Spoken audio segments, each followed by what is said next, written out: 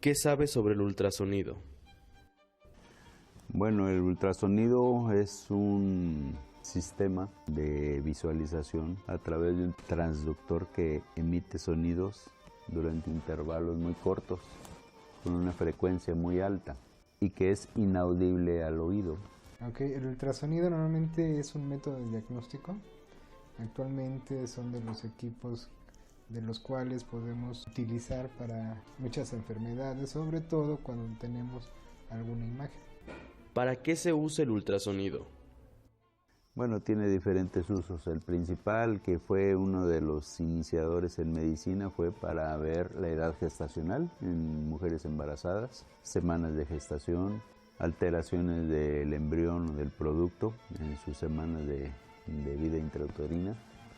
Y posteriormente se le dio utilización ya para otros campos de la medicina, como es en el área de gastroenterología, para ver vesícula y vías biliares, el hígado, los riñones en el área de nefrología. Normalmente el ultrasonido se ha empleado de muchas formas, ¿no? Y fue a partir de la Segunda Guerra Mundial, del año 40, que se usó durante la guerra, sobre todo con los submarinos, por las ondas que emite el ultrasonido, identificar algunos tanques, ¿no? Bombas. Y eso se atribuye un poquito más hacia la parte de la medicina, pero básicamente nos va a servir para precisar lo que es una patología, ¿no?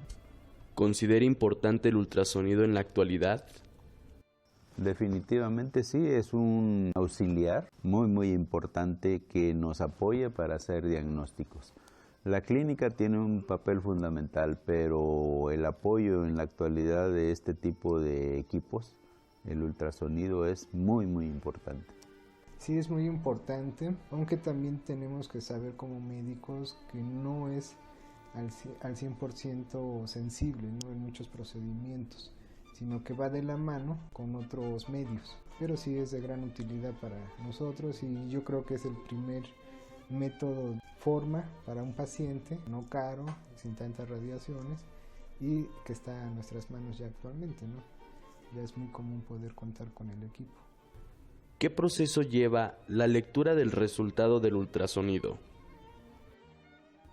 Bueno, el proceso generalmente lo dan sobre todo los especialistas en imagenología, pero determinan ellos formas, tamaños, consistencias internas de algún órgano, procesos agregados que pudieran ser imágenes que pudieran darnos el diagnóstico de una tumoración o un cálculo, un lito, sobre todo lo vemos en vesícula y en área renal, imágenes compatibles con deformaciones en la próstata que también nos pudieran dar una idea de una neoplasia. Ya actualmente los equipos, los ultrasonidos por el software que tienen, que son muy distintos, este que tenemos aquí ya es un poquito más obsoleto, pero tiene todavía lo que son esos programas, ¿no? Entonces, en el caso de un obstétrico, tenemos varias mediciones, tenemos que tomar medidas y el propio software nos va tomando al final, o nos determina al final lo que son las semanas. Hay tablas también que nos dicen de acuerdo al tamaño del cráneo, de acuerdo a la circunferencia del abdomen, a lo que es el hueso largo del fémur. Entonces, dependiendo las medidas, ya nos va diciendo el tipo de semanas. Ya actualmente es muy fácil, ¿no? Aquí lo importante quizá es poder identificar bien la imagen, proyectarla y hacer la medición. Y obviamente no solamente en ese caso, hay muchos programas dependiendo del órgano que estemos estudiando. ¿Tiene algún efecto secundario? Bueno, según la historia desde hace más de 20 años de su utilización en medicina, no se han demostrado así fehacientemente reacciones secundarias a la utilización del ultrasonido. Y haciéndose más específico la exploración de reacciones secundarias o de efectos secundarios del ultrasonido, se ha comentado que, sobre todo en las mujeres embarazadas, que un producto o un recién nacido que se le hayan utilizado o se le hayan efectuado a la mujer, a la mamá embarazada, múltiples ultrasonidos, hay riesgo potencial de una disminución de la audición, de la agudeza auditiva. Otra posibilidad es de que haya bajo peso al nacer. No se han reportado, como te decía, aquí no estamos emitiendo lo que son ondas electromagnéticas, sino que es sonido como tal y no está afectando. El poner el transductor, que es donde vamos a mandar los sonidos en el cuerpo, a veces llega a calentar, ¿sí? Y eleva si acaso 1 o 2 grados centígrados lo que es la temperatura. Entonces realmente no tiene efectos secundarios sobre el paciente. ¿Para qué es más frecuente el uso del ultrasonido? Más se utiliza en ginecobstetricia para edad gestacional y determinar a tiempo temprano, en edades tempranas, alguna malformación congénita. Y la próstata. Son principalmente los usos más comunes de los ultrasonidos. Uno por control del embarazo, sí, que es el más común, y para poder determinar masas, tumores, por ejemplo, localizarlos. Sin embargo, ahí no podemos determinar si puede ser maligno o benigno. Quien nos va a dar ahora sí que el apellido de ese tumor, pues va a ser el patólogo, ¿no? Al estudiarlo. Para ver flujos, problemas cardiovasculares, sí, que es también muy usado, ¿no? ¿Cuáles son sus factores de riesgo? Un dato muy importante del ultrasonido es que no emite radiaciones ionizantes, como obviamente las radiografías o otro equipo de diagnóstico. Lo que maneja el ultrasonido es energía calorífica. Entonces, uno de los riesgos potenciales que se comentan o se han detectado es que la prolongación del estudio por más tiempo del necesario produce calor en el tejido, y en el útero, en la mujer embarazada, aumenta 1 grado de la temperatura corporal. Se dice que ese aumento de 1 grado de la temperatura en el tejido uterino pudiera poner en riesgo a un producto o a un embrión, pero demostrado así fehacientemente no, como tal no. Sí, de hecho tienen sus medidas, ¿no? Y normalmente los ingenieros que nos instalan ven desde la parte de corriente eléctrica, toma, y la recomendación sobre todo es hacia los transductores, que son muy sensibles, ¿no? Son cristales de cuarzo, entonces cualquier movimiento o golpe y sí puede llegar a dañarse. Y lo demás, que es el software, pues bueno, como cualquier computadora, ¿no? Una descarga eléctrica pues sí lo puede dañar. Normalmente son equipos que cada año tienen que estar teniendo mantenimiento y seguir instalando a veces programas que van saliendo, ¿no? ¿Cuáles son las medidas de seguridad para el ecógrafo? Cuidados, vigilancias que deben de existir en todo sitio donde se utilice un ultrasonido. Sabemos que existe la principal barrera, emisión calorífica, la piel de la paciente a la que se le va a tomar el ultrasonido, y que al final la piel, como lo sabemos, es una barrera contra cualquier infección y obviamente contra el aparato en sí.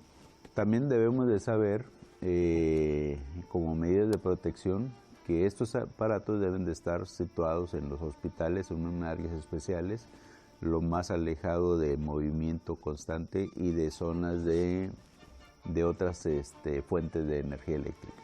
Otro punto o medida de protección es la revisión constante del equipo y las corrientes de energía eléctrica a lo que están conectados.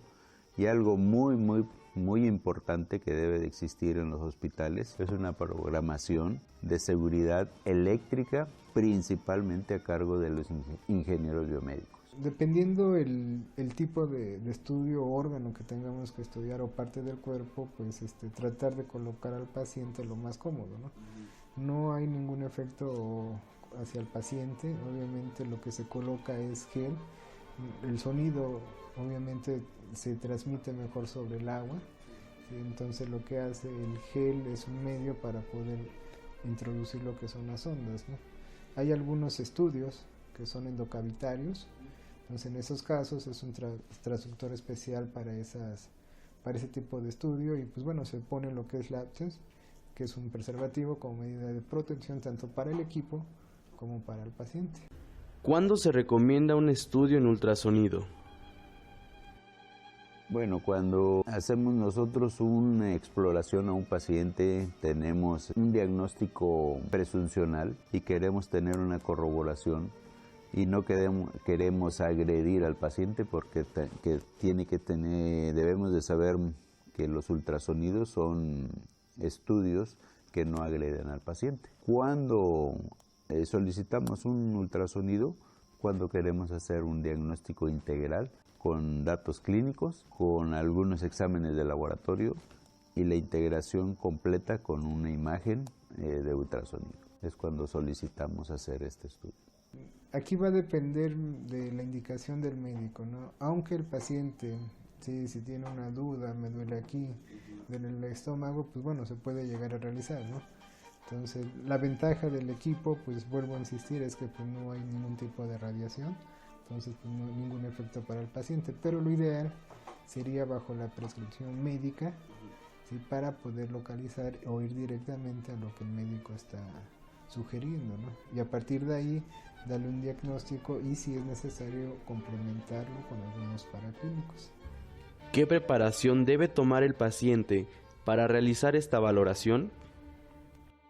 Muy bien, dependiendo del órgano el que se tiene o que queremos hacer, que se le haga este tipo de estudio. Por ejemplo, en la vía digestiva, hablando de la vía biliar, se recomienda un ayuno de 12 horas y que llegue sin haber ingerido absolutamente ni siquiera líquido, ni siquiera agua.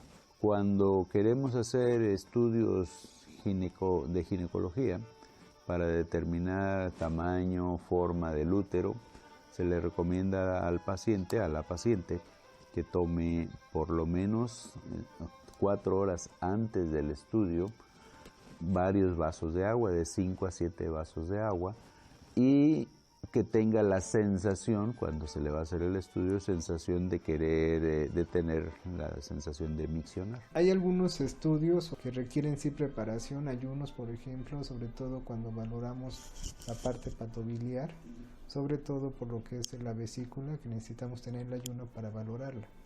Otros estudios requieren, por ejemplo, tomar agua con la condición de llenar vejiga y hacer estudios pélvicos. En el caso de la mujer, poder ver lo que es útero, ovarios.